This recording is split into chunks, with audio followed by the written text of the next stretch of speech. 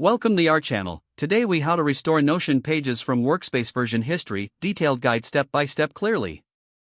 To restore Notion pages from Workspace version history, first, open your Notion Workspace. Navigate to the page you want to restore. Look for the three dots in the upper right corner of the page. Click on these three dots to open the drop-down menu. Select the option labeled Page History. A sidebar will appear on the left side of your screen. This sidebar displays the version history of the current page. Scroll through the list of previous versions. You'll see timestamps indicating when each version was saved. Find the version you wish to restore. Click on that version to view its contents. Once you've reviewed the version, look for the Restore this version button. Click on Restore this version to revert the page to that state. You will see a confirmation message once the restoration is successful. Your page will now display the content from the restored version. Feel free to make any additional edits as needed. Remember that you can always revisit the version history for any future changes.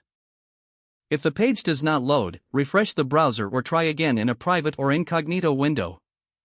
Make sure you are using the correct email address, then retype it carefully to avoid small typos.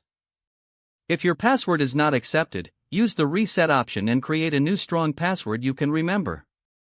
Check your spam folder for verification or security emails, then complete any requested confirmation steps. Enable two-factor authentication if available to improve account security and reduce unauthorized access risk. After signing in, review your profile details so your contact information and settings are accurate and current. If you see an error message, note it down and try again after restarting your device and internet connection.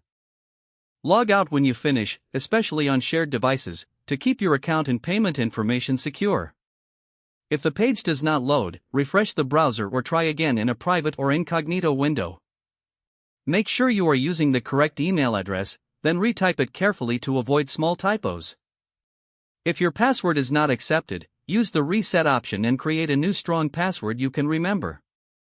Check your spam folder for verification or security emails, then complete any requested confirmation steps. Don't forget to like this video and subscribe to our channel for more step-by-step tech guides.